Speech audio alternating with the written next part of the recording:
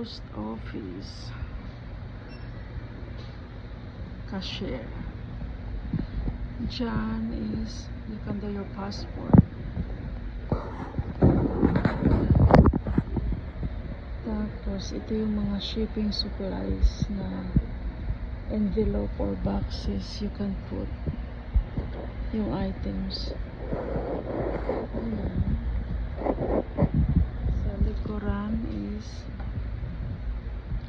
yan yung mga small boxes na if you want to rent it, like you have a private mail aside from your house, so pwede yan, avail mo yan.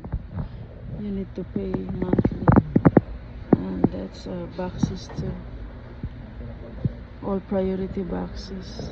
And then if you want